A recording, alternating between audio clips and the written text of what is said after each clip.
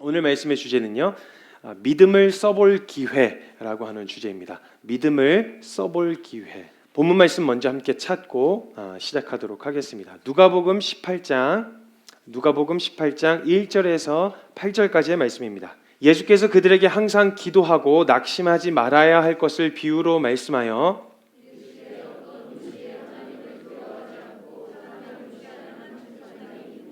그 도시에 한 과부가 있어 자주 그에게 가서 내 원수에 대한 나의 원한을 풀어주소서 하되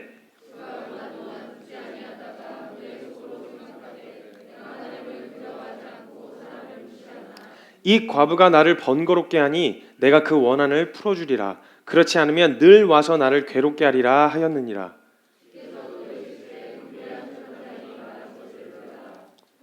하물며 하나님께서 그 밤낮 부르짖는 택하신 자들의 원한을 풀어주지 아니하시겠느냐? 그들에게 오래 참으시겠느냐? 이르노니 속히 그 원한을 풀어주시리라. 그러나 인자가 올 때에 세상에서 믿음을 보겠느냐 하시니라. 아멘. 이 말씀 구절이 참 이렇게 끊어야 될 때 잘 같이 안 끊고 이렇게 갖고 좀 헷갈리게 절이 나눠졌네요. 말씀 그 구절이 원래 나눠져 있지 않잖아요. 원래 쭉 이렇게 장절이 원래 나눠져 있지 않았던 거였는데 이렇게 사람들의 이야기에 따르면 누가 말을 타고 가다가 말이 한 번씩 이렇게 쉴 때마다 그때마다 장절을 나눴다고 이렇게 그런 이제 이상한 얘기가 있었어요. 근데 그래서 그런지 이렇게 조금 비유로 말씀하여 이르시되까지 하면 되는데 그걸 2절로 넘겨가지고 이렇게 서로 헷갈리게 만들었네요. 쓸데없는 소리를 좀 했습니다. 죄송합니다. 이게 무슨 소리인가 싶으셨으면 표정이 죄송합니다. 자, 예수님께서 지금 말씀하시는 건데요, 비유로 말씀하시는 거예요. 근데 하나님 앞에 너희가 기도하고 구한 다음에 낙심하지 말아야 된다. 낙심하지 않아도 될 것은 당장 내 눈앞에 펼쳐지지 않는 상황이나 그런 답답한 상황 가운데 낙심할까봐 낙심하지 말라고 지금 이 비유를 들어주시는 거예요. 아주 악질적인 재판관이 하나 있었어요. 이 사람은 그냥 이렇게 뭐랄까 정의롭거나 공의로운 게 아니에요. 그냥 좋은 직업이라서 선택했든지 집안에서 좋은 집안에서 태어나서 그랬든지 모르겠는데 아무튼 정의와 공의하고는 거리가 먼 사람이었어요. 악질적인 재판관이 있었고 아주 정치적인 사람이었어요. 오직 자신의 성공과 안위만을 걱정했었던 사람이었죠. 그러니까 공의나 정의 이런 건 안중에도 없었던 사람이었어요. 그러니까 사람도 가려가면서 만나고 뭔가 이렇게 신중하게 법의 집행을 공의롭게 하려고 하는 시도보다는 내게 유익이 되고 내가 잘 나갈 수 있는, 내가 승승장구할 수 있는 이런 기회만을 노리던 사람이었던 것 같아요. 악질적인 재판관이라는 거예요. 덕스럽지 않은 사람이었다는 거죠. 그래서 오로지 자신에게 이익이 되는 사람의 이야기만 듣고 관계하던 그런 사람이었는데 그 도시에 한 과부가 있었어요. 이 과부라고 표현한 표현이 어떤 상황을 의미하는, 어떤 특정한 상황에 놓여 있는 사람을 대변하는 그런 모습이에요. 그때 당시에 과부라고 하는 것은요, 보통 기분 나빠하지 마세요. 그때 당시에 이렇게 대를 이어가는 것은 남자였어요. 남자의 가문, 남자의 이름으로 재산이 있거나 남자의 이름으로 뭔가 이렇게 되어지는 그런 구조였어요. 기분 나빠하지 마세요. 성경이 그때 당시에 그랬다는 거예요. 그런 구조였을 때에 과부라는 것은요, 소유도 마음대로 가질 수가 없고, 과부라고 하는 건 기댈 곳도 의지할 곳도 하소연할 곳도 의지할 것도 아무것도 없는, 가진 게 아무것도 없는 상황에 놓여 있는 사람을 의미하는 거예요. 그래서 그때 당시에 고아와 과부를 돌보시고 이렇게 얘기한다는 건, 고아라고 하는 것은 스스로 자신을 책임질 수 없는 미성년자인 나이대에 보호자를 잃어버린, 아무것도 의지할 것도 기댈 것도 없는 사람들이었고, 과부도 역시 그러했어요. 근데 지금 그 도시에 한 과부가 있다고 이야기하시면서 비유를 드시는 거예요. 이건 이런 상황에 놓여 있는 사람들을 말하는 거겠죠. 그런 한 과부가 어떤 아무것도 없는, 아무것도 자신의 존재를 설명할 길이 없는 상태인 상황이에요. 근데 그런 상황에서 이 과부가 재판관을 찾아와요. 가뜩이나 덕이 되지 않고 그런 자신의 이익과 원함을 쫓아 살던 이 재판관이 이 과부를 만나 줄 리가 없잖아요. 근데 그냥 만나 줄 때까지 찾아온 거예요. 아니면 지나가는 길이라도 막 화장실 앞에서 막 소리를 지르면서 어딜 가든 막 계속 쫓아다닌 거죠. 그러니까 드러나 보자고 해서 들어본 거죠. 그래서 억울함을 호소하기 시작했는데 재판관이 딱 봐도 이 사람이 원한을 가질 만한 일인 거예요. 재판관인 자기가 법을 집행하는 사람이잖아요. 법의 근거로 봐도 이 사람이 원한을 가질 만한 일을 당한 거예요. 근데 처리하기는 귀찮은 거죠. 그래서 귀찮아가지고 계속 피하는데 이걸 처리 안 해주는 것보다 처리해주는 게 덜 피곤할 것 같은 거예요. 처리 안 해주고 계속 쫓아와서 시달리느니 그냥 한번 고생해가지고 그냥 한번 해주자 이렇게 할 정도로 그냥 계속 찾아왔어요. 아마 이 과부는요, 그냥 이건 자신은 기댈 곳도 없는 거예요. 딱 하나, 법에 의존한 거예요. 법. 이 법은 나를 억울하다고 이야기해 줄 거야. 이 법은 지금 나에게 원한을 가지고 있다고 이야기해 준다고. 저 재판관은 불의한데 그 재판관이 집행하는 법은 나를 그 부당한 일을 당했다고 이야기해 주고 있다고. 그러니까 법을 믿어서 법을 집행하는 집행관한테 그냥 계속 법대로 처리하세요. 제발. 법대로 좀 내 억울함을 들어주세요. 라고 계속 매달린 거예요.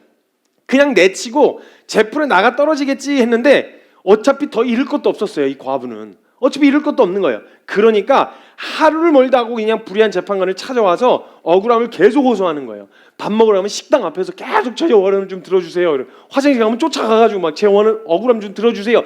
이렇게 계속 쫓아다니니까 한두 번 일을 겪어보고 재판관이 이 과부가 몇 번 찾아가 봤을 때 이 재판관이 불의한 줄 몰랐겠어요?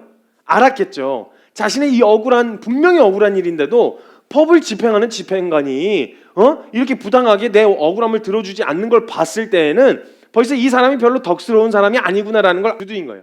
계속 찾아가고 두드리다 보니 이 재판관이 해결해 주지 않으면 야, 이제 이 자매가 계속 오겠구나, 좀 계속 시달리겠구나라고 하는 생각이 찾아 들어왔어요. 그래서 들어주기로 결정을 해요. 들어줄 때까지 매달린 거예요. 이와 같이 하면서 이 비유를 드신 거예요. 하물며 불의한 재판관이라도 자신이 피곤해서라도 그 여인의 원한을 풀어주려고 할 텐데 하물며 하나님께서 밤낮 부르짖는 택하신 자들의 자신의 백성들의 원한을 풀어주지 아니하시겠느냐. 원함이 아닙니다, 여러분. 절대 오해하시면 안 돼요. 원함을 풀어주시지 않겠냐.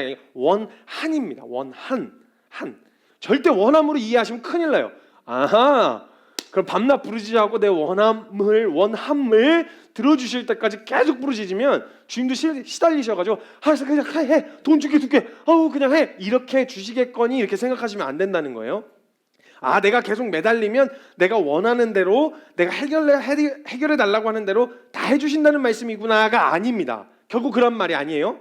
불의한 재판관이 과부가 하도 난리를 쳤어요. 그래갖고 알았어, 들어줄게 그래갖고 들어주기로 하고 법을 조사하면서 이 사람이 무슨 일을 당했는지 조사를 하는데 오메 이 과부가 모함을 한 거였어요. 모함을 하고 불의하게 사람을 모함하고 이제 덤탱이를 씌운 거죠. 이러면요, 귀찮게 했던 만큼 괘씸죄가 적용돼가지고 법을 근거로 그냥 과부가 오지게 털리는 거예요. 철저하게 그 재판관이 조사를 했을 때 이 과부의 원한이 법을 근거하여 원한이어야 돼요. 내가 이런 억울한 일을 당했어야 하는데 내 편에서 법하고는 전혀 상관없는 억울한 일 말고요, 철저하게 법을 근거로 실행을 해보려고 봤더니 진짜 원한을 샀던 일이었던 거예요. 이랬을 때 재판관이 들어준다는 얘기예요. 만약 부당하게 막 덤탱이를 씌우거나 막 모함을 한 거였으면 괘씸죄가 적용돼서 오히려 더 크게 털리겠죠, 이 과부가. 근데 실제로 내 기준에서가 아니라 법의 기준으로 불의하고 부당한 원한한 일을 당한 거, 그걸 말하는 거예요. 마찬가지예요. 하물며 들어주고자 하시는 마음인 하나님 편에서도요, 하나님께서 정하신 법에 위배되어진다면요, 하나님은 공의로우시기 때문에 법에 근거하여 들어주실 수가 없어요. 우리의 원함이 나 억울해요, 나 아파요, 나 상처받았어요, 그래서 저 사람 혼내주세요, 이런 기도하는 사람들 좀 있거든요. 왜 저 사람은 잘 되는 거예요? 나에게 저런 아픔을 줬는데 왜 저 사람은 그냥 해주셔야 되는 거 아니에요? 내립다 그냥 벌을 주셔야 되는 거 아니에요? 그러면 이제 주님이 그 기도를 들어주시면 같이 벌을 받아야 돼요. 왜냐면 나도 누군가에게 상처를 줬을 거거든요. 그러니까 공의롭게 재판하시는, 공의로우시고 공평하신 하나님은요, 만약 내 아픔 때문에 내게 아픔을 준 누군가를 처벌을 하신다고 했을 때는요, 그 사람만 처벌하시면 안 되고요, 누군가에게 아픔을 준 자들을 처벌하셔야 돼요. 그럼 무슨 말이냐면요, 그 사람에게 기회를 줬다는 말은 뭐냐면 나도 살리려고 기회를 두셨다는 이야기랑 같은 이야기인 거예요. 하나님은 공의로우신 하나님이세요. 내 편을 안 들어줬다고 불의한 하나님으로 만들어버리는 인간의 아주 주관적이고 지극히 개인적인 입장으로 하나님을 이해하니까 자꾸 하나님에 대한 오해가 생겨요. 하나님은 철저하게 공의로우세요. 법을 근거로 집행하시는 분이시라는 거예요. 근데 자꾸 내 기준, 내 원함에 따라서 하나님께 공의를 요구하니까 불공평하게 느껴지고 불의하게 느껴진다는 거예요. 그래서 하나님은요, 철저하게 일을 하시되 하나님께서 정하신 법을 근거하여 일을 하셔야 돼요. 그 법을 위배되어지는 일을 하셔서는 안 된다는 거예요. 그러니까 우리의 원함을 무작정 들어주실 수는 없는 거죠. 그 법을 근거로 너무 불의하고 법에 위배되는 부당한 일을 당했을 때 불의한 재판관일지라도 그냥 무시할 수 없다는 이야기인 거예요. 왜냐하면 실제로 법의 근거가 과부가 부당하다고 이야기하고 있거든요. 그 법이, 공의가 과부가 당한 일이 정말 부당한 거야. 원한을 살 만한 일인 거야. 원한을 가질 만한 일이야 라고 이야기하고 있으니까 재판관도 그 법의 말을 무시할 수가 없는 거예요. 그러네, 아유 그래 들어주자, 이렇게 되듯이 하물며 하나님이 하늘의 백성들이 말씀을 근거하여, 법을 근거하여 구하는 그 기도를 밤낮 쉬지 않고 매달려 구하면 하나님은 어떻게 안 들어주실 수 있겠냐는 거예요. 근데 구하는 족족 매냥 법에 위배되는 것만 구하는 거예요. 우리만 잘 나가게 해주세요. 우리만 특별하게 해주세요. 우리만 괜찮게 해주세요. 우리는 상처받은 놈들 다 때려잡아 주세요. 이런 거 이렇게 구하니까 하나님이 하나님의 공의의 법의 근거로는 들어주실 수가 없는 기도였다는 거예요. 이렇게 되어졌을 때 그 과부의 불의한 재판관이라도 과부의 이야기를 들어줄 수밖에 없다는 거죠. 과부가 끊임없이 재판관을 찾아온 것은 아까도 말씀드렸던 것처럼 재판관이 공의로워서가 아니라 법이 공의롭기 때문인 거예요. 그 법을 집행하는 사람이니까 그 제대로 공의에 대한 법을 집행해달라고 요청하는 거예요. 재판관이 공의로워서가 아니라. 그러니까 공의롭고 그 법의 근거로 반드시 법을 근거로 정의롭게 재판해 달라고 재판관에게 요구할 수 있다는 거예요. 법을 근거로. 그 요구해서 그 법에 대한 믿음을 가지고, 법에 대한 신뢰를 가지고 막 요구를 했던 거죠. 그래서 정확하게 법의 근거로 엎어졌을 때에야 성립되는 말씀이라는 거예요.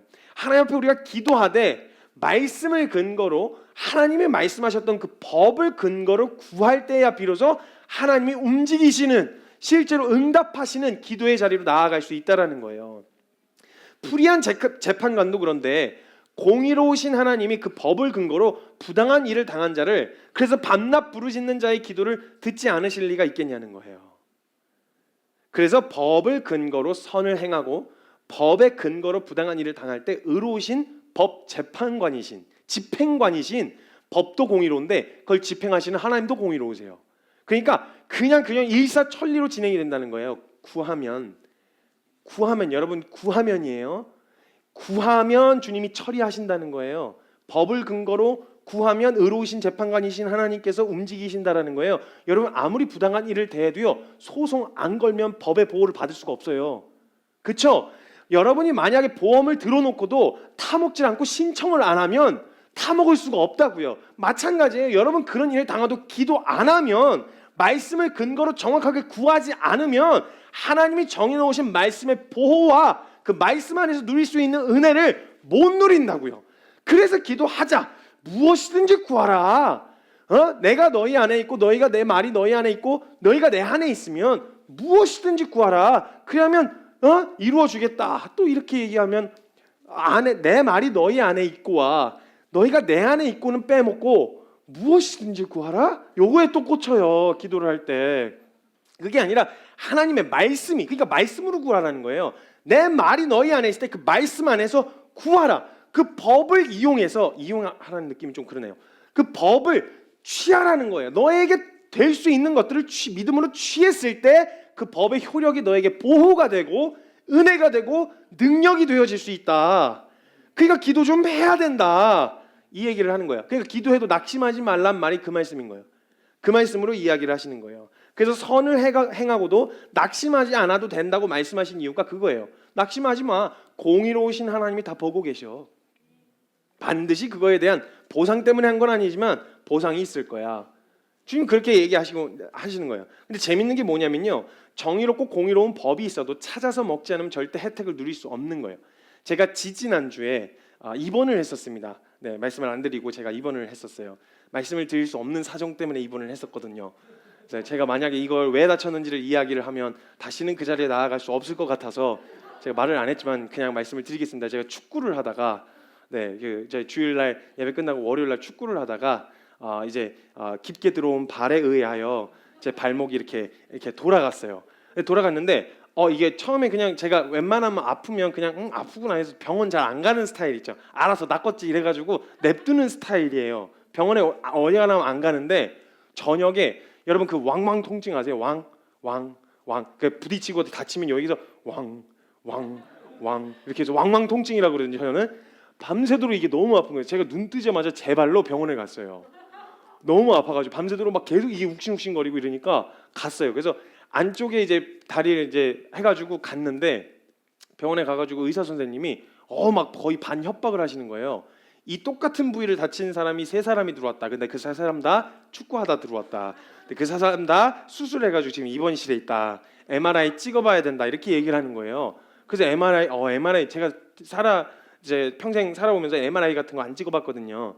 너무 비싸니까. 그래가지고 안 찍겠다 그러고 이제 돌아가려는데 가만 생각해 보니까 저희 그 장모님께서 저 결혼 할 때 결혼 선물로다가 실비보험 너 무슨 일 생기면 어떡하냐 우리 딸 너 무슨 일 생기면 어떡하냐 이래서 실비보험을 하나 들어주셨던 게 생각이 나는 거예요. 돈은 꼬박꼬박 내고 있었는데 그거 실비보험을 타먹을 일이 병원을 안 가니까 그냥 헌금만 하고 보험사에 헌금만 하고 있었어요. 계속 매달.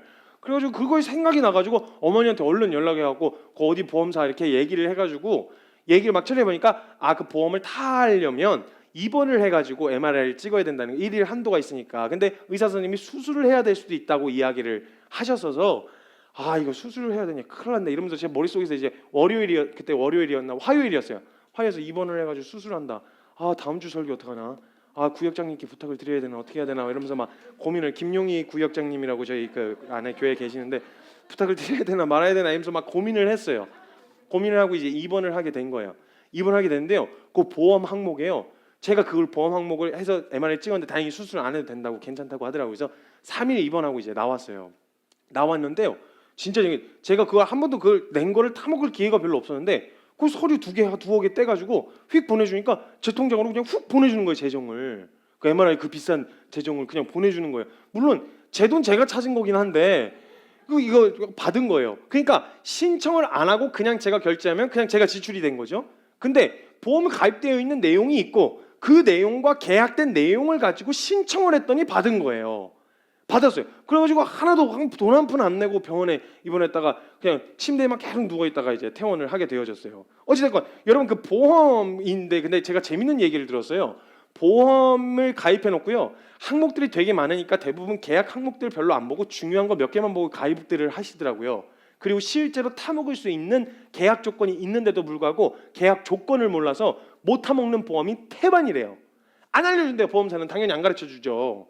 묻지 않고는 두들기지 않고는 안 알려주는 거예요. 그래서 그냥 그때서야 저 주세요 그거 저 정당한 거니까 이 서류의 계약상으로 주세요라고 하면 찾아갈 수 있는데 그 얘기하기 전까지 절대 안 가르쳐 준다는 거예요.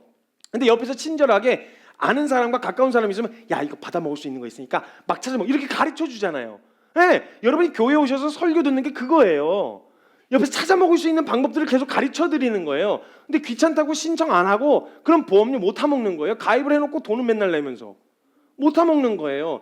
이렇게 꼬박꼬박 돈을 내면서도 법의 보호를 못 받고 그냥 날려먹는 보험 받을 수 있는 타먹을 날려먹는 게 60% 이상 된다나요? 계약 조건에 해당되어지는 내용인데도 날려먹는 것들이 한두 개가 아니래요. 저와 여러분이 가입되지. 그래서 또 지금부터 집으로 돌아가셔갖고 오늘 말씀하고의 취지하고는 전혀 상관없이 또 보험계약서 다 꺼내셔가지고 공부하시고 이렇게 하시면 안 되고 그 얘기를 하는 게 아니라 마찬가지의 원리라는 거예요. 그렇게 하더라도 모르면 법의 보호를 받을 수 없어요. 신청하지 않으면 법의 보호를 못 받는다고요. 저절로 보상이 나오는 게 아니라 법을 근거로 찾아 먹어야 된다는 거예요. 어찌됐건 준비돼 있어도 두드리고 찾지 않으면 혜택을 누리지 못한다는 거예요. 예수님께서 준비해 놓으신 내가 다 이뤘다 말씀하시면서 준비해 놓으신 모든 게 다 준비되어 있고 믿음으로 살아갈 수 있는 모든 능력과 이런 것들이 다 준비되어 있는데 찾아 먹지 않으면 두드리지 않으면 구하지 않으면 못 찾아 먹는다는 거예요. 이게 너무 억울해. 이제 답답한 거죠. 답답하고 억울한 거예요. 돈은 돈대로 하고 시간대로 쏟는데 한 번도 누려보지를 못하고 찾아먹지를 못했다. 이것처럼 억울한 게 어디 있겠냐고요. 그러니까 과부는 이걸 알았어요. 그러니까 적극적으로 두드린 거예요. 왜냐하면 법 집행관이 불의하더라도 이걸 무시 못하거든요. 법을 근거로 이야기한 거니까. 법의 공의상 나 억울하다니까요. 법의 근거로 나 원한이 있다니까요. 나 부당한 일을 당했다니까요. 그러니까 재판관이 그냥 찾아와서 만나주세요가 아니잖아요. 법을 근거로 이야기하니까 만나줄 수밖에 없는 거예요. 법을 근거로 살아가는 사람들이니까. 그래서 그런 근거로 부당하고 원한이 있다고 그걸 막 간절하게 매달렸던 이 재판관 앞에 매달렸던 이 과부 있잖아요. 이 과부를 주님이 보시면서 뭐라고 말씀하시는 줄 아세요? 인자가 올 때에 세상에서 이런 믿음을 보겠느냐? 라고 말씀하세요. 과부의 이 행동 있죠? 내 원한, 법을 근거로 원한을 당했어요. 법을 근거로 부당함을 당해서 그 부당함을 해결하고자 막 뛰어들어갖고 간절하게 매달리고 찾고 두들고 언제까지? 될 때까지, 만나 줄 때까지, 해결해 줄 때까지 두드린 이 태도를 예수님이 예로 드시면서 뭐라고 이야기하시냐면 내가 세상에서 이러한 믿음을 보겠느냐라고 이야기를 하세요. 될 때까지 두드린 그 태도를 이러한 믿음을 보겠느냐, 믿음으로 보시는 거예요. 이 여인의 태도를 믿음이라고 이야기하신다는 거죠. 자, 예수님께서 이루신 생명의 성령의 법이요, 그리고 그 은혜, 이것을 우리가 실제 누리고 받을 수 있게 하는 것이 뭐냐? 믿음입니다. 믿음이에요. 이걸 하나님이 이루신 이 모든 것을 내게 실제로 받아 누릴 수 있게 하는 원리가 믿음이에요. 그러니까 찾아서 법의 근거를 바탕으로 찾아 먹는 이 행동이 믿음과 일치하다는 거예요. 예수 그리스도께서 준비하신 은혜와 그 모든 것들을 찾아 먹는 언제까지? 될 때까지. 언제까지? 만나 줄 때까지. 언제까지? 해결될 때까지.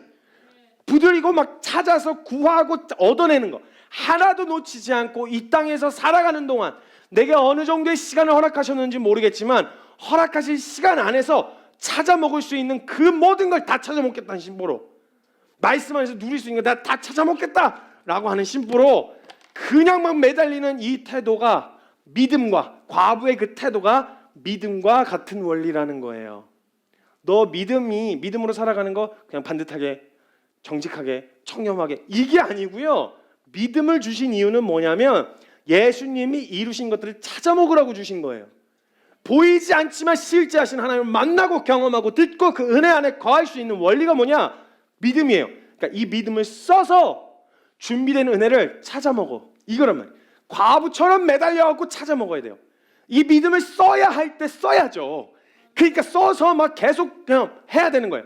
막 그냥 뭐 살아가는 밥 먹으면서도 뭐 믿음으로 막 이거는 그냥 허락되어진 은혜니까 그냥 밥을 먹고 하시지만 실제로 믿음으로만 가능한 영역들을 발견했다거나 내 힘으로 안 되는 영역을 발견했을 그때가 법을 타먹을 기회잖아요. 법에 준비된 보호를 받을 수 있는 기회잖아요. 그때 믿음을 써서 법에서 나를 보호해 줄 수 있는, 거기서 나에게 줄 수 있는 은혜들을 찾아 먹어야 돼요. 언제까지? 될 때까지. 지금 그걸 믿음이라고 이야기하시는 거예요. 그 생명의 성령의 법의 보호와 은혜를 타먹게 될 때까지, 누리게 될 때까지, 받아 먹을 때까지, 이 은혜가 나의 지성, 감정, 의지 이 모든 영역을 장악할 때까지, 장악해 버릴 때까지, 될 때까지 매달릴 이 믿음을 세상에서 보겠느냐라고 물어보셨어요. 이 땅에서 누릴 수 있는 막 그냥 힘들고 어렵지만 여러분 육체를 입고 이 땅에서만 누릴 수 있는 은혜가 있어요. 하늘에서는 고난도 영광으로 함께 받는, 영광과 함께 받는, 고난은 천국이 없잖아요. 고난을 통해 누릴 수 있는 은혜, 어려움을 통해 누릴 수 있는 은혜, 아픔을 통해 누릴 수 있는 은혜 있거든요. 아픔이요 절대 아프지 않게 되어지는 게 믿음이 아니에요. 고통이 안 되는 게 믿음이 아니라고요. 고통이 어떻게 안 고통스러워요? 여러분 긁혀서 피 나는데 여기 믿으면 안 아파요? 아프잖아요. 아픈 건 아픈 거예요. 이걸 통해서 하시는 일을 말하는 거예요. 그걸 보게 되는 게 믿음이에요. 아픔이 안 되는 게 아니고 어려움이 아니란 말이 아니에요. 전 저와 여러분이 겪는 어려움을 비하하거나 그 왜 힘들어 이런 말을 하는 게 아니에요. 그거 되게 힘들어요.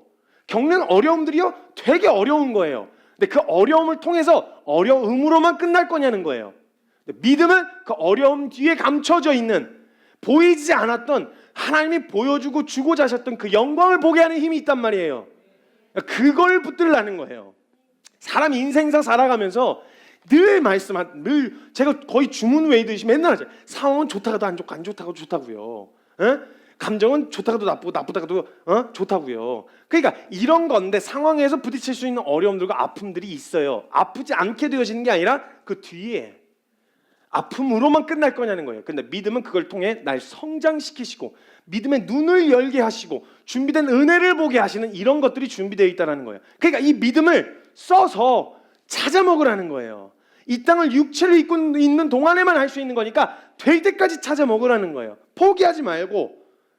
그러니까 잘하고 못하고 자격이 있고 없고 상관없이 과부와 같은 의지할 것도 없고 기댈 것도 없고 내놓을 만한 것도 없고 내 존재를 설명할 실력도 되지 않는 이 무력한 인생이 하나님 앞에서 하나님이 말씀하신 말씀을 근거로 하나님이 공의로우신 하나님이 정하신 그 법을 근거로 하나님 앞에서 법을 근거로 아들 권세로 살아가는 생명이 이미 다 준비되어 있는데 누리지 못하는 그 답답함이 있잖아요. 하나님 앞에 하나님 생명의 성령의 법에 의하면 아들 권세로 살아갈 수 있다면서요. 아들 생명으로 살아간다면서요. 믿음으로 살 수 있다면서요. 주님 따라가는 삶이 가능하다면서요. 저도 그렇게 살고 싶어요. 새 생명으로 살고 싶어요. 저도 살려주세요. 라고 매달리는 그 간절함을 믿음으로 보신다는 거예요. 될 때까지 매달리는 이 매달림이요. 하나님이 한번 보세요. 예수님이 찾아와서 예수님 앞에 내 믿음이 너를 구원하였다라고 말씀하셨던 사람들 한번 보세요.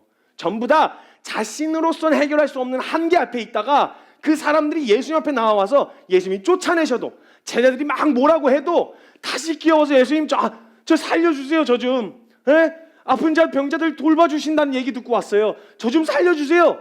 계속 지속해서 매달린 그들에게 주님이 말씀하실 때 그래 그 간절함을 믿음이 너를 구원하였다라고 이야기하신단 말이에요.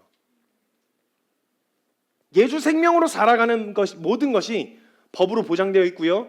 믿음으로 살아가는 그 모든 삶이 이미 준비되어 있는데 살아가지 못하는 우리의 연약함이 얼마나 원망스럽고 안타까워요. 나로 하여금 이 법대로 생명의 성령의 법에 의하여 살아가는 삶을 못 살게 자꾸 나를 발목을 잡는 연약함이 얼마나 원한스럽고 어렵고 탐복스럽냐고요. 그럼 이 탐복스러운 이 원한을 풀어주실 수 있는 하나님 앞에 가서 하나님 나 진짜 새 생명으로 살고 싶어요. 이게 자꾸 발목이 잡아요. 들어주실 때까지 그 말씀을 근거로 들어주실 때까지 두드리고 찾고 구하고 떼어내는 이 시도들을 멈추지 않게 되어진다는 거예요. 근데 이 시도를 주님이 뭐라고 보시냐면 믿음으로 보신다라는 거예요. 간절히 매달려서 될 때까지 매달릴 그래서 반드시 얻어내고야 마는 그 믿음. 그 믿음이 우리에게 있습니까? 하나님의 법이 공의롭다는 신뢰와 믿음이 우리 안에 있나요? 그리고 그 하나님은 그렇게 밤낮 부르짖는 당신의 백성의 원한과 그 원함을 풀어주실 수 있는 정의롭고 공의로우신 재판관이시라는 믿음이 우리 안에 있나요? 이 믿음이 없으면 구할 수가 없겠죠. 신뢰할 만한 사람이 보장을 했을 때는 그걸 반드시 타먹을 수 있지만 아무렇게나 맨날 약속을 남발하고 다니는 사람들의 약속은 믿을 수가 없듯이 저와 여러분에게 있어 하나님 그분은 정말 공의로우시고 정의로우시고 하나님이 정하신 법은 공의롭다라고 하는 그 신뢰가 있습니까?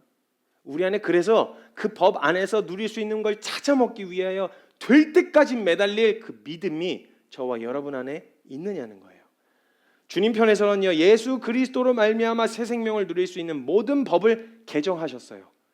율법을 통하여는 안 돼라는 걸 말씀하셨었는데 그 율법의 모든 요구를 예수님이 충족시키신 다음에 법을 개정하셨어요. 믿기만 하면 된다는 거. 이건 내가 다 이루어놨으니까 내가 다 충족시켜놨으니까 넌 날 믿기만 해. 그럼 이 법의 보호를 너도 누릴 수 있어. 이 얘기거든요. 가입을 대신 해놓으신 거예요. 보험 가입을. 주님이. 보험료도 직접 다 납부하시면서. 찾아먹질 않고 있을 뿐. 다 법을 개정하시고 준비해놓고 기다리시는데 그 법의 보호와 혜택을 누리는 믿음이 우리 안에 있느냐는 거예요. 찾아먹을, 신청할, 그 서류를 내밀 그 용기와 믿음이 우리 안에 있냐는 거예요. 그래서 예수님께서 다시 오실 때 우리에게서 그 믿음을 보실 수 있으실까요? 과연? 우리 한국교회는 너무 포괄적이니까 우리 키퍼스 처치는 그 믿음이 준비되어 있나요? 될 때까지 매달릴 믿음이요. 중간에 어중간하게 하다가 에이 안 되네 이거 어쩔 수 없는 거야 그냥 좋게 살자 좋게 즐겁게 행복 이런 거 말고 정말 말씀하신 은혜를 이곳에서 주님이 정하신 곳에서 하나님께서 허락해 주신 신앙생활 할 수 있도록 허락해 주신 이곳에서 될 때까지 매달리다가 될 때까지 매달리고 있었는데 주님 오셔서 뭐 하고 있냐? 될 때까지 매달리고 있었습니다. 오호, 이 믿음이구나. 이렇게 바라봐 주실 그 믿음 우리 안에 있느냐고요. 제가 지체들에게 늘 하는 말이 있어요. 그 사람의 실력과 단체의 실력을 보려면 그 사람에게 아무것도 주어지지 않았을 때 뭘 하는지를 보면 안다. 해야만 해서 하는, 의무적으로 해는 일이 주어졌을 때가 아니라 나에게 아무 일도 주어지지 않았을 때 그 사람이 뭘 하면서 지내는지를 보면 그 사람의 실력을, 그 사람의 가능성을 짐작해 볼 수 있다라는 이야기를 해요. 당장 눈앞에 보이지 않더라도요, 열심히 뭔가를 준비하는 사람은요, 항상 준비하고 있는 사람, 그 사람의 실력이, 그게 실력이라고 드러난 가능성을 보게 되어진다는 거예요. 근데요, 그렇게 열심히 준비한 사람들은요, 그 준비한 것을 써먹을 기회가 생긴다는 건 두려움이 아니라 준비한 것을 증명할 기회라고 생각을 해요. 그렇죠? 정말 열심히 준비했어요. 근데 이걸 실제로 해볼 수 있는 기회. 예를 들면 태릉 선수촌이 여기 가까이 있는데 태릉 선수촌에서 그렇게 땀을 막 흘리면서 피땀 흘리면서 열심히 애를 쓰는 사람들 뭘 보고 그렇게 할까요? 4년 후에 열릴 올림픽을 목적으로 그렇게 열심히 하는 거 아니겠어요? 근데 올림픽이 없어요. 그럼 거기 들어가서 그렇게 할 이유가 뭐가 있겠어요? 증명할 기회가 주어졌을 때 증명하는 건요, 두려움이 아니라 기회예요. 그동안 피땀을 얼마나 열심히 준비했는지를 보일 수 있는, 증명할 수 있는 기회라고요. 물론 긴장감이 있죠. 누군가에게 테스트를 받는다라는 것과 이런 거에 대해서 긴장감이 있을 수 있지만 그게 두려우면, 그게 없으면 그렇게 준비할 이유가 뭐가 있겠어요? 그렇게 열심히 준비한 이유는 증명할 기회가 있기 때문이라는 거예요. 네, 그 2003년도에 개봉했었던 영화가 하나 있었어요. 그 실미도라고 하는 영화가 있었는데 보신 분 계시죠? 실미도라고 하는 영화가 있었는데요. 이 1000만 관객을 동원했어요. 1000만 관객, 엄청난 영화였어요. 데이트를 쳤는데요. 영화의 내용이 뭐냐면요, 그 범죄자들을 맹훈련 시켜가지고 김일성을 암살하는 북파 공작원 이야기를 다룬 영화예요. 그래서 121 사태라고 혹시 아시나요? 그 31명의 남파 공작원들이 청와대 앞까지 와가지고 사살당하고 이렇게 포로 잡혀서 이렇게 한 그 사태가 있어요. 박정희 대통령 죽이려고. 그래가지고 그 서남의 북한 무장 공비들이 넘어온 그 사건인데 그걸로 보복성으로 박정희 대통령이 준비를 해가지고 똑같이 31명의 우리는 성공한다, 너는 실패했지만 우리는 성공한다 이래서 31명의 북파 공작원들을 양성했는데 그 죄수들을 해가지고 북파 공작원들을 이제 준비를 한 거예요. 그래서 684 부대라고 하더라고요. 영화에서는 684 부대를 창설해가지고 북파 공작원을 훈련하는 영화인데요. 거의 극한까지 몰아붙여서 막 훈련을 시켜요. 맹훈련을 시켜요. 그 훈련의 목적은 뭐냐? 실전에서 임무를 완수하고 더 나아가 살아남게 하기 위해서 훈련을 시키는 거겠죠. 그래서 훈련을 맹훈련을 시켜요. 그래 열심히 준비했기 때문에요. 그들이 출정을 할 때요, 다들 두려움과 긴장감이 있었지만 그들이 이거 증명할 수 있는, 자신들이 열심히 훈련한 것을 증명할 기회라고 생각했었어요. 그리고 그 준비했던, 대비했던 증명할 기회가 오는 것을 기대했단 말이죠. 그런데 4개월 동안 그렇게 혹하게 훈련을 받다가 냉랭하던 남북 상황이 갑자기 평화 정책으로 바뀌게 됐어요. 그래가지고 그 북파 계획이 무산되고 이 사람들이 4개월 동안 그렇게 죽자고 훈련받고 나서 3년 4개월 동안 방치가 돼요. 못 보내니까. 그냥 언제 갈지 저것도 없고 그냥 없어요. 그러니까 훈련을 받는데 목적을 상실한 거예요. 이미 몸은 만들어졌고 증명할 수 있는 모든 신체 조건이 구성이 돼 있는데 그냥 이게 어떻게 안 되는 거예요. 그러니까 그냥 총을 막 쏘는데 원하는 데다 그냥 맞추는 거예요. 머리, 어깨에다 쏘고 막 팔에다 쏘기도 하고 막 이렇게 해서 표정 맞추기도 힘들었었는데 이제 실력이 되는데 이걸 실력을 증명할 기회가 안 주어지는 거예요, 그들에게. 그러니까 이들이 갑자기 일탈을 막 일삼기 시작했어요. 그러다가 이제 그렇게 되는 영화예요. 아무튼 제가 영화를 소개하려고 하는 게 아니라 그래서 이렇게 된다는 거죠. 그래서 무료하고 그 기회가 주어지지 않으니까 자신들이 받는 이 훈련들이 전부 다 무료하고 의미 없는 훈련으로 다가오기 시작하는 거예요. 우리가 신앙생활 할 때도요, 그리고 성경에서도 하나님의 사람들을 훈련시키는 모습을 쉽게 볼 수 있어요. 예를 들면 모세라든지 40년 동안 광야에서 훈련받잖아요. 다윗, 제자들, 바울, 주님이 어떻게 훈련시키시는지를 이렇게 볼 수가 있잖아요. 근데 그들은 그 훈련을 통해 실제로 믿어야 하는 순간에 믿는 그 믿음을 증명해 나갔던 거죠. 그 기회가 주어졌을 때 증명했어요. 물론 떨어져 나가기도 하고 부딪히기도 했지만 훈련 받은 대로 증명할 기회를 피하지 않았다고요. 빛을 발할 수 있는 거예요. 그래서 그들은 그 실전에서 그들이 받았던 훈련들이 그 기회가 주어졌을 때 빛을 발할 수 있기 때문에 그 훈련이 빛을 발할 기회, 그러니까 증명할 수 있는 기회를 마다하거나 회피하지 않았다라는 거예요. 근데 실제로 훈련을 통해 배웠던 것들을 쓸 수 있고 증명할 수 있는 기회 앞에서 자꾸 그 자리를 피하고 떠난다면 우리가 배운 걸 도대체 언제 써먹냐는 거예요. 법을 배웠고 원리를 배웠으면 법정에 서서 써먹어야 되잖아요. 근데 써먹지 못하고 계속 사기를 당해. 맨날 사기를 당해. 법을 알면서도 사기를 당하는 거예요. 이거 얼마나 억울하냐는 거예요. 얼마나 답답하냐는 거예요. 우리가 몰라서 못 누리는 안타까운 일이 없게 하시려고 하나님이 그 말씀과 하나님의 도와 십자가의 도와 법에 대하여 풀어서 우리에게 다 설명해 주셨고 하나님께서 준비해 놓으신 것들을 누릴 수 있는 원리들을 가르치시고 훈련하시는데 훈련을 다 봐라. 알기는 다 알아. 근데 실전에서 써먹질 않아요. 자꾸 그걸 증명할 기회를 자꾸 피하는 거예요. 정말 그 부딪혀서 인내할 수 있는 원리와 능력, 그 다음에 사랑할 수 있는 능력과 원리 다 가르쳐 주셨는데 사랑할 기회를 자꾸 피해. 그건 진짜 너무 인내할 수 있는 기회 자꾸 그걸 피해. 물론 긴장되고 두려울 수 있지만 훈련 받았으면 써먹어야 될 거 아니에요. 근데 써먹을 기회를 자꾸 피한다라는 거예요.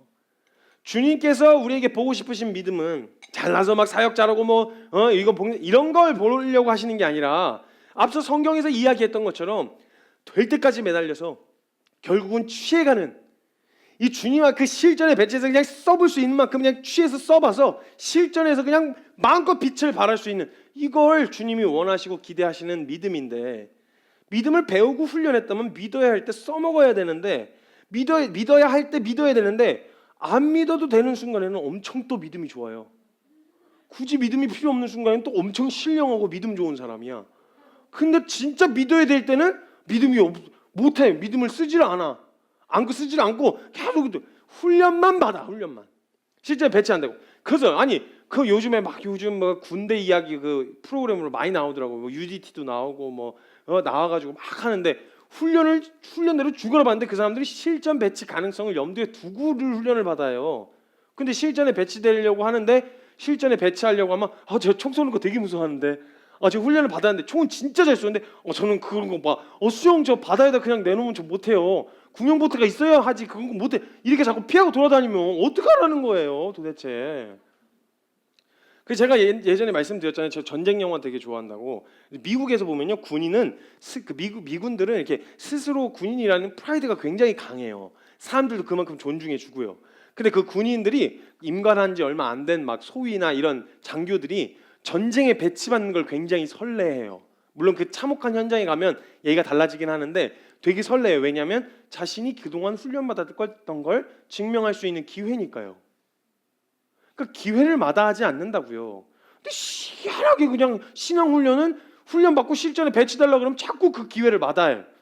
야 진짜 우리 사랑하는 게 뭔지 훈련에 대해서 원리를 배웠잖아. 용서가 뭔지 그 원리를 배웠잖아. 인내가 뭔지 원리를 배웠잖아. 훈련했잖아. 해보자. 안 해. 그 이론적으로만 가능한 거.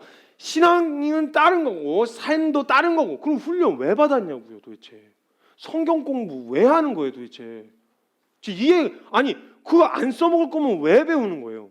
묵혀두고 썩혀놓은. 그래서 그런 걸 받다가 안 써먹으면 썩힌다 그래요. 썩힌다. 차라리 없으면 썩지는 않잖아요. 근데 있으니까 썩잖아요. 그 썩히는 거예요 자꾸. 믿음을 배우고 훈련했다면 그걸 막 써볼 수 있는 기회들 앞에서 막 취해야 되는데 그 믿음을 써볼 기회가 주어진다면 우리가 진짜 말씀을 듣고 배우고 원리를 듣고 훈련하고 나를 쳐서 복종시키는 채찍질하는 훈련들을 해서 훈련을 했다면 써볼 기회가 주어졌을 때 증명할 기회다. 이거야말로 진짜 증명할 기회구나 하고 냉큼 취해서 잘하느냐 못하냐를 말씀드리는 게 아니에요. 잘했느냐 못했냐 성과가 있냐 없냐를 말하는 게 아니라 그 기회 자체를 마다하지 않는다고요. 근데 훈련은 훈련대로 죽으라 받아놓고 그 기회를 자꾸 마다하는 거예요. 피하는 거예요. 근데 그렇게 기회가 주어지면 우리의 훈련이 빛을 발할 때예요. 증명할 때라는 거예요. 믿음을 보겠느냐 물으시는 주님 앞에서 될 때까지 매달리는 믿음 여기 준비되어 있습니다 라고 대답할 기회라고요. 우리가 훈련을 받았다면 교회 안에서 그리고 맡겨진 자리와 세상 한복판에서 증명될 기회들이 주어지잖아요. 자꾸 교회 안에서도 관계 여러 가지 생활 안에서에도 관계 문제 재정 문제 생활 문제 이런 모든 영역에서 발견되잖아요. 말씀 앞에서 믿음을 써볼 수 있는 직접 적용해 볼 수 있는 기회들이 증명할 기회들이 주어지는데 그 기회들을 자꾸 회피하는 거예요. 피하는 거예요. 그렇게 하고 싶지 않다는 거예요. 이렇게 하면 도대체 왜 훈련 받은 거 언제 써먹을 거예요? 언제 써먹겠냐는 거예요. 이걸 썩힌다는 거예요. 왜 그런 말 하잖아요. 그 좋은 머리를 썩히고 있다 이런 거. 그 좋은 머리를 왜 그 짓을 하고 앉아 있냐? 쓸데없는 거 만드는데 머리 되게 좋은 사람, 쓸데없는데 금손인 사람들도 있어요. 물론 그 사람에게 쓸데없지 않을 수 있겠지만 쓸데없이 금손인 사람들이 있어요. 막 종이 접기를 굉장히 쓸데없게 잘해요. 딱지를 그냥 접질 않고 그냥 막 이렇게 종이를 접을 때 막 엄청 화려하게 접는 또 그런 사람들 얘기해서 쓸데없이 재능 낭비 뭐 이런 거 그 짤들이 많이 올라오거든요. 근데 뭐 그 좋은 머리를 왜 썩히고 있냐? 그 좋은 실력을 썩히고 있네. 이렇게 얘기한다면 그 실력이 빛을 발할 자리를 자꾸 회피하면 썩힌다 그러면 믿음을 썩히고 있는 거예요. 정말 한국 교회와 정말 많은 신앙인들이 이 믿음을 썩히고 있어요.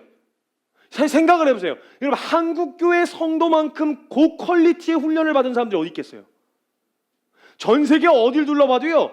이렇게 고퀄리티의 성경 공부와 고퀄리티의 훈련들이 준비되어 있고 그냥 입맛에 따라서 볼 수 있는 모든 내용들과 그냥 뭐 강연이 뭐니 막 한국에서만큼 이렇게 준비되어 있는 훈련이 많은 나라도 흔치 않아요. 법적으로 보장되어 있는 나라도 많지 않고요. 마치 한국인들의 신앙교육이 영어 교육 같아요. 돈을 어마어마하게 오지게 쏟아붓는데 외국인 만나면 hi, sorry 이거밖에 못하는 하이와 쏘리밖에 못하는 그 많은 문법을 달달 외우고 그 단어 막 두께 이만큼 되는 거 막 씹어 먹을 만큼 외워놓고 외국인 만나면 하이와 쏘리밖에 못하는 이게 뭐예요? 이게 써먹을 듯 써먹을지 못하면 신앙 교육이 마치 영어 공부 같아요. 진짜 써먹어야 될 때는 그 교회 와서 예배드리고 봉사하는 것까지 가능한데 실제 내 삶을 개혁하기 위한 시도와 하늘의 주님이 준비해 놓으신 그 수많은 은혜들을 타먹는 이 실제 은혜들은 못하는 거예요. 그렇게 돈을 많이 들이고 그렇게 다양한 교육법이 있지만 실제로 외국인 만나면 일단 째고 보는, 외국인이 나를 보면서 뭔가 말을 걸 것 같은 제스처만 취해도 일단 맞게, 우리나라인데 외국도 아니고 우리나라에서 한국말을 쓰는 거 영어를 잘 못하고 이렇게 하는 거에 대해서 굉장히 망설여하는, 이 문법은 진짜 외국인보다 더 잘해요. 근데 실제로 영어 회화는 못하는 이런, 그래서 진짜 영어를 잘하는 사람도 어떤 사람이요? 되나게나 뱉는 사람도 있죠. 이런 사람들 진짜 잘해요. 여러분 되나게나 뱉어보세요.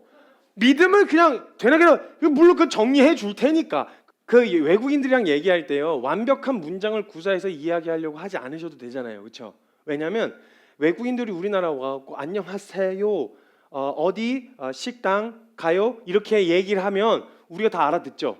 아 식당 어디로 가냐고 묻는 거구나. 알아듣죠. 알아들어요. 알아들어 준다고요. 그 외국인들도 그냥 I hungry, I'm looking for 식당, 밥 먹는 식당 이렇게만 해도 오케이 이러면서 알려줄 수 있어요. 알아들어요. 그 사람들은 영어가 능숙해서 막 대낮이나 뱉으면 그 사람들이 교정도 해준다고요. 그러니까 좀 그런 시도들로 해줄 수 있는 사람들이 있으니까 막 믿음을 막 써보는 거예요. 뱉어보는 거예요. 될 때까지 이 개혁이 될 때까지 막 부딪혀보고 구하고 찾아내고 얻어내고 서툴더라도 그냥 막 한번 부딪혀 보는 거예요. 그러면 이거 아니야, 이거 조금 너무 나간 것 같아, 이렇게 교정해 줄 수 있는 준비들이 다 있는데 안 써. 영어를 안 써. 그러면서 되게 재밌는 거 뭔지 아세요? 알아는 듣잖아요. 알아는 들으니까 또 앉아가지고 영어로 막 이야기하고 있어. 이렇게 알아듣는 척은 또 한단 말이에요. 그러니까 제발 알아들었으면 실제로 써먹을 수 있어야 되잖아요. 믿음을 쓸 수 있는 기회를 마다하면 안 되잖아요. 자꾸 그 자리를 회피하는 거예요. 부딪혀서 돌파할 때까지, 뚫어낼 때까지 부딪혀야 되는, 안 돌파하는 그 자리를 자꾸 금방 찔끔 해보다가 도망가 버리는 거예요. 우리의 믿음을 이렇게 썩히고 있진 않았냐는 거예요. 우리 안에 준비된 믿음들, 우리 안 한국 교회 안에 준비된, 우리 성도님들 안에 준비된 믿음을 썩히고 있진 않냐는 거예요.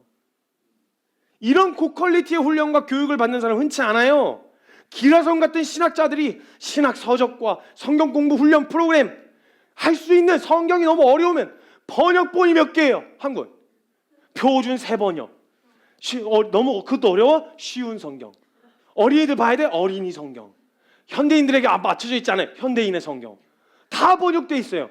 이 맞춰서 보기만 하면 다, 어떤 데는 성경 번역된 성경이 없는데 그래서 번역 비교까지 된 성경도 나오고, 그냥 영어 여기 전 영어 반 한국말 반 이렇게 해요. 그러면 NIV 여기 그다음에 한국말 여기다 적어놓은 그런 성경도 있는데, 이런 고퀄리티 훈련을 다 받아놓고 전혀 써먹지는 못한 채 머리만 크고 배만 불러가지고 썩히고 있지는 않냐는 거예요. 믿어야 할 때 믿으라고 지금껏 훈련받아온 거예요. 믿어야 되는 순간에 다 먹으라고 성경 공부해왔다고요. 근데 정말 믿어야 될 때까지 밀어붙일 이 믿음을 사용하지 않는 거예요. 우리 힘으로 되지 않을 때, 나로서는 안 된다는 걸 발견했을 때, 그때야말로 정말 믿을 때인데, 믿음이 없다는 게 아니라 그때야말로 믿을 때이라고요. 내가 해보다가 안 돼. 안 되네. 믿음으로 사는 건 안 돼. 이게 아니라 이렇게 해보다 내 노력으로는 안 되는구나. 믿어야 될 때구나. 이렇게 생각이 바뀌어서 믿어야 할 때인데 정작 그런 상황이 되면 회피해버리는. 정작 그런 상황에서 믿지 못하는 우리의 모습이 영어 공부만 죽어라 하고 외국인 만나면 도망가는, 한마디도 못하는 그 모습과 우리가 같지 않냐는 거예요. 그런 신앙생활은 아니냐는 거예요. 정말 우리 일상 가운데 말씀이 능력이 되고 있습니까? 무너진 우리의 마음을 일으키는 게 기도가 맞아요? 다시 일으키는 기도의 능력을 경험하셨습니까? 아니, 주일날 그냥 한번 듣고 감동받는, 마음에 잠시 잠깐 위안과 위로 얻는 정도 수준 말고요. 정말 이 말씀이 이 순간에는 이 말씀을 믿어야 될 때이구나. 물론 힘들지 않진 않아요. 그 말씀을 취하는 게, 믿음으로 취하는 것이 쉽지 않아요. 내 감정은 그냥 한번 귓팡맹이 한 대 날리라고 이야기하고 있는데, 말씀은 아니, 섬겨, 인내해, 이 말씀의 감정을 굴복시키는 이 싸움이 쉽다는 말이 아니에요. 근데 머뭇거리게라도 할, 주춤하게라도 할 그 정도의 능력을 행사하고 있냐는 거예요. 말씀이 그 정도의 믿음을 써먹고 있냐는 거예요. 사랑해야 할 때 사랑할 능력과 근거가 준비되어 있는데 사랑할 자리를 피하고 있지는 않았나요? 용서해야 할 때 용서할 능력과 근거가 준비되어 있는데 용서할 자리를 피하고 있지는 않았나요? 그 준비되어 있는 것들을 믿음으로 취해서 써볼 기회들을 자꾸 날리고 있지는 않았냐는 거예요.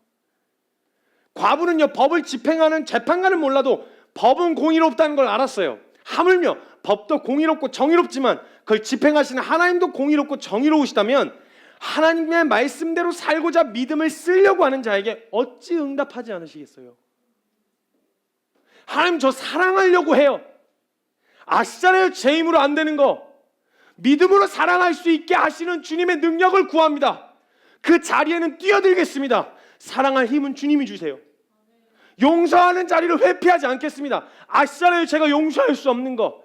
근데 용서받을 수 없는 자를 용서하셨던 그 은혜를 저에게 깨닫게 해주셔서 용서하는 자리 될 때까지 주님 그 자리에 뛰어들게 해주세요. 뛰어들겠습니다. 주님 용서하게 해주세요. 취해서 받아먹는 이 믿음 써보셨냐고요? 쓰시고 있으셨냐고요? 마태복음 7장 7절에 주님 말씀하세요. 구하라, 그리하면 너희에게 주실 것이요. 찾으라, 그리하면 찾아낼 것이요. 문을 두드리라, 그리하면 너희에게 열릴 것이다. 다 준비되어 있으니까 구해, 찾아, 두드려, 이 말이에요. 두드리기만 하면 열릴 거야. 찾기만 하면 찾을 거야. 구하기만 하면 받을 거야. 이 얘기인 거예요. 잠언 8장 17절에 나를 사랑하는 자들이 나의 사랑을 입고 나를 간절히 찾는 자가 나를 만날 것이다. 하나님의 마음은 이미 찾으셨어요. 더 찾을 필요가 없어요. 이미 찾은 바 되었어요. 찾으셨고 만날 준비가 돼 있으세요. 딱 하나, 우리의 마음만 준비되면 되는 거예요. 우리의 믿음이 준비되면 되는 거예요. 찾아, 난 너 만나줄 거야. 찾으면 만날 것이다 라는 말은 뭐예요? 난 만날 준비가 돼 있다는 말 아니에요. 너가 찾기만 하면 된다, 이 말이잖아요. 믿음을 써야 할 기회가 주어졌을 때 사용하라고 그토록 우리를 훈련시키시고 말씀을 가르쳐 주신 거예요. 지난주에 저희가 앞서 나누셨던 말씀이 열왕기하 13장 말씀입니다. 훈련을 받아놓고 그 말씀을 다 알려주셔놓고 그 말씀을 알려주셨는데 믿음을 써먹지 않은 그 왕에 대한 이야기가 나와요. 열왕기하 13장 말씀에 보면요, 요아스 왕이 등장합니다. 요아스 왕이요. 그때 당시에 요아스 왕이 있었을 때요, 기라성 같은 선지자들이 마지막에 엘리사가 죽게 되었을 때요, 이 요아스가 엘리사를 찾아가요. 그러니까 엘리사가 이스라엘의 병거와 마병이요 라고 이야기할 만큼 하나님의 말씀을 대언하는 선지자라는 걸 요아스가 알았어요. 인정받고 있었다고요. 그 말을 들어먹진 않았는데 엘리사가 그런 불의 종, 주의 종이라는 걸 알고 있었어요. 그래서 죽기 전에 찾아가요. 그 정도로 엘리사의 영향력이 이미 보장되어 있었어요. 요아스가 안 들렸던 게 아니에요. 분명 가르쳤을 거예요. 엘리사가 가르쳤다고요. 하나님의 말씀과 하나님을 경외하지 않으면 어떻게 되는지 가르치고, 그럼 너가 어떻게 하면 이 나라 안에서 하나님이 준비하신 것들을 누릴 수 있는지를 가르쳐줬어요. 근데 여호와 보시기에 악했죠. 말을 안 들었어요. 그리고 그때 엘리사 선지자가 죽음을 앞에 두고 있었어요. 그때 이 열왕기하 13장 15절부터 말씀을 보면요, 엘리사가 그 이제 죽음에 다다랐을 때요, 엘리사가 북이스라엘과 이 파멸로 멸망으로 지금 가고 있는 이 북이스라엘의 이 운명이 풍전등화 같은 이 운명이 너무 마음에 걸리고 마음에 안타까운 거예요. 죽기 전에 편히 눈을 못 감겠는 거예요. 그래서 엘리사가 간절히 기도해가지고 하나님 앞에 간절히 구해갖고 기회를 얻어냈어요. 그래서 이 은혜로 받아낸 이 기회를 요아스 왕이 믿음으로 확 취하길 바랬어요. 요아스 왕이 찾아왔죠.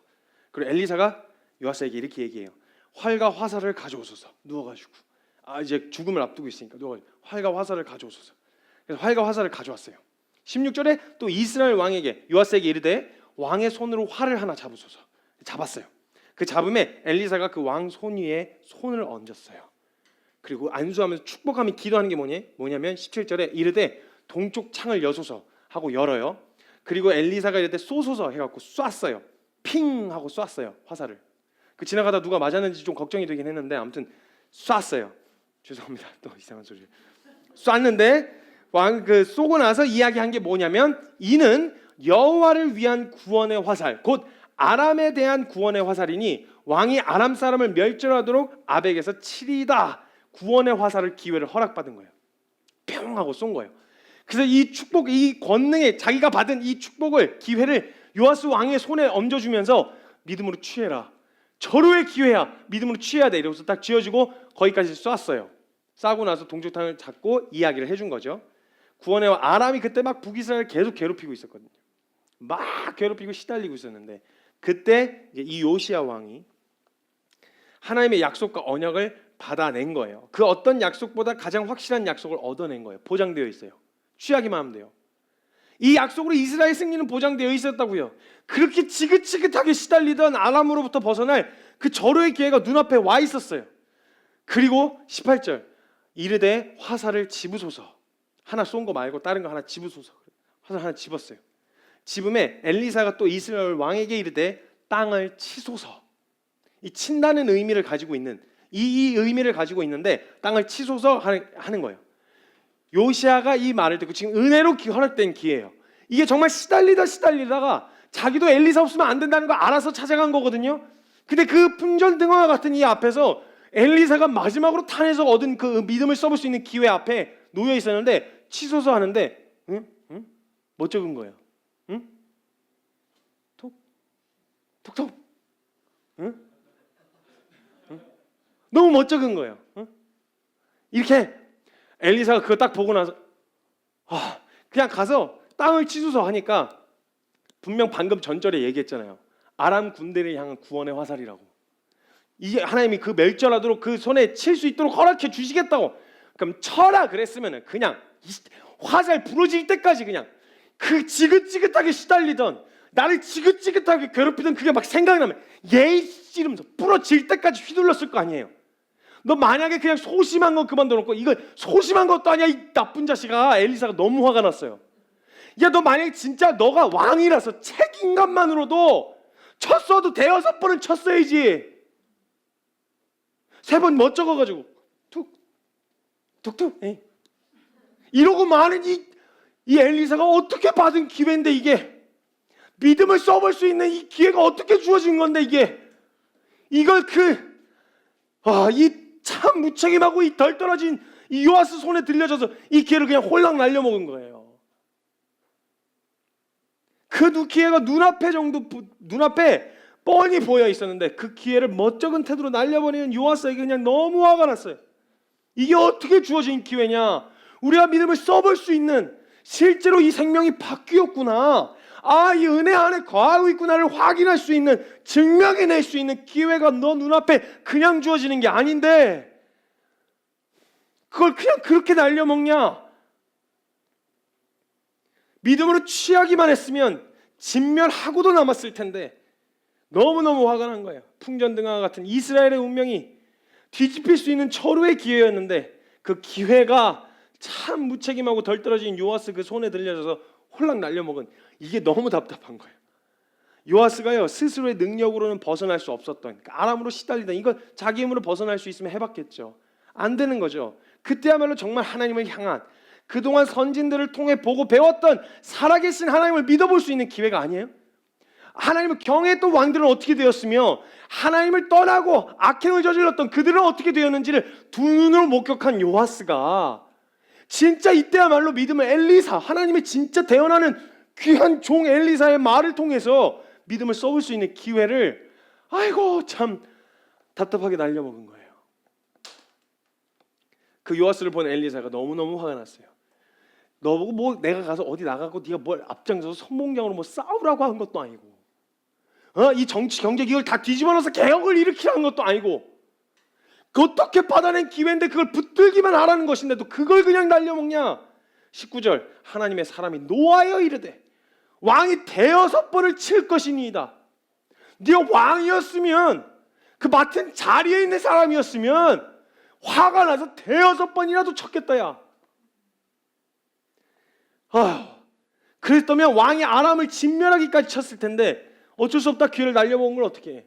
딱 세 번만 칠 거다. 네가 멋쩍게 날려먹은 그 기회 때문에 그 세 번만 툭툭툭 하고 칠고 날려먹을 거다. 그렇게 지긋지긋하게 시달렸으면 대여섯 번이라도 쳤어야지. 이게 무슨 짓이냐? 화살이 부러질 때까지 내려쳤어야지.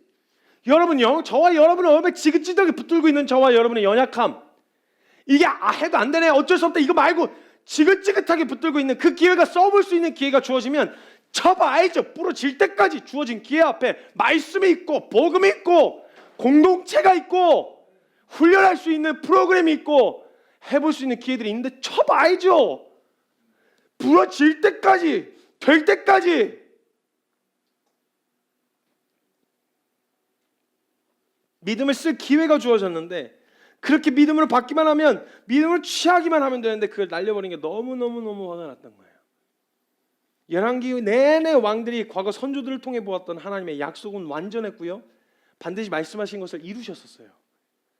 하나님이시라는 것을 볼 수 있었어요. 말씀은 완전했어요. 근데 그 말씀을 붙들질 않는 거예요.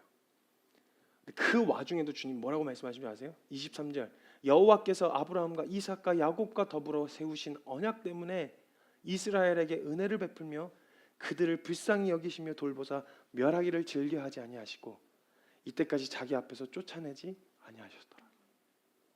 이 은혜와 말씀이 준비되어 있는데 요시아 찾아먹지 못하는 거예요. 준비된 은혜와 권세, 능력은 완전해요.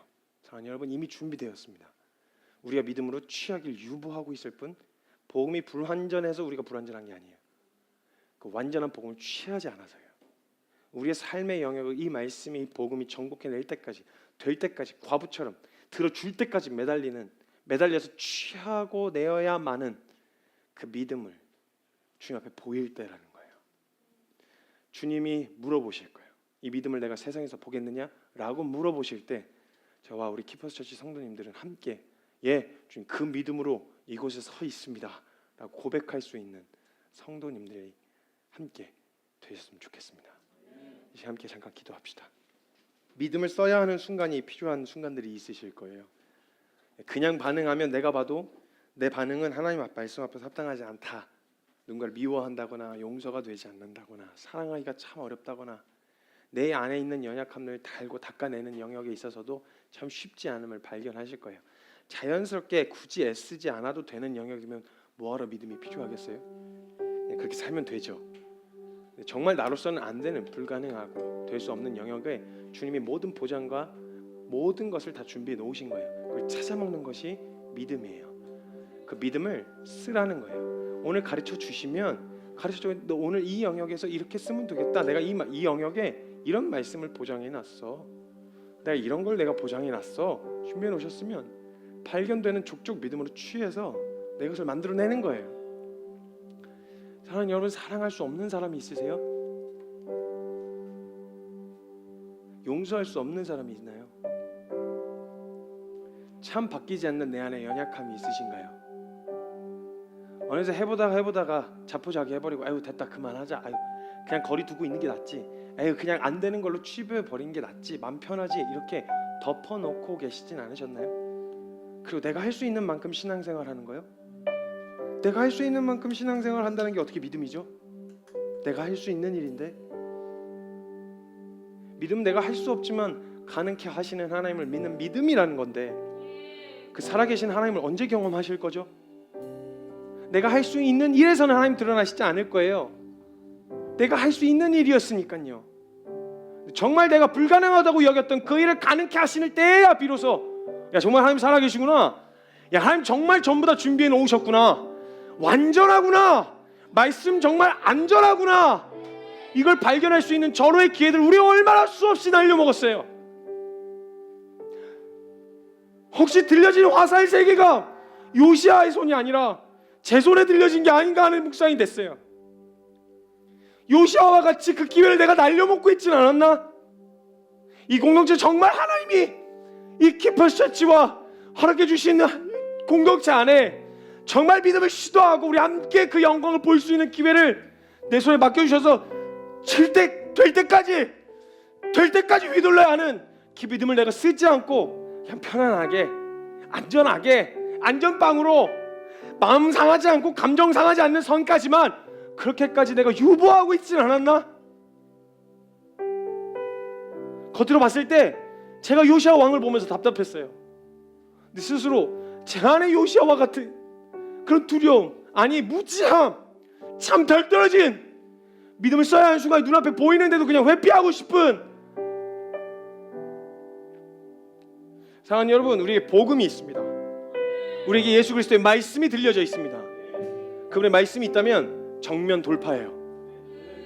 물러서고 회피할 그런 걸 어줍지 않게 가진 거 없고 불안한 인생들이 하는 거고, 말씀을 가졌고 완전한 복음이 준비되어 있는 걸 아는 자들은 그럼 정면 돌파하셔야지요. 믿음을 써야 하는 순간을 날려먹지 맙시다. 믿음을 써야 하는 순간에 믿음을 증명해 보이면서 내가 이 세상에 다시 올 때 믿음을 보겠느냐? 예 하나님, 그 믿음을 가진 자 여기 있습니다. 좋은 성과 열매 그런 건 없지만 하나님 제 안에 될 때까지 이 복음이 내 안에 실제 될 때까지 매달릴 그 마음 하나만큼은 준비되어 있습니다. 하나님 시험하십시오. 제 믿음을 증명해 보이겠습니다. 하나님 우리 흔들어 주십시오. 제 믿음을 보이겠습니다. 그 믿음의 결단 주 앞에 올려드려야 돼요. 주님 우리에게 물어보실 거예요. 믿음을 보겠느냐? 예, 하나님 저 여기 있습니다. 될 때까지 매달리겠습니다. 그 믿음의 결정과 결단 오늘 이 순간 주님 앞에 올려드릴 때 오늘 우리의 믿음을 주님 앞에 보여드린 거예요. 그리고 한 걸음 한 걸음 이 복음과 진리를 근거로 정면 돌파합시다. 회피하고 비겁하게 양보하지 맙시다. 가르쳐 준 게 있으면 가르쳐 주신 대로 행합시다. 말씀하신 대로 순종하자고 모였으니 말씀하신 대로 순종합시다. 우리 그런 마음으로 주 앞에 결단하며 나아갈 때 사랑하는 주님의 이름, 우리의 믿음을 지키실 주님의 이름 간절하게 크게 부르짖고 기도하며 나아갑니다. 기도합시다. 주님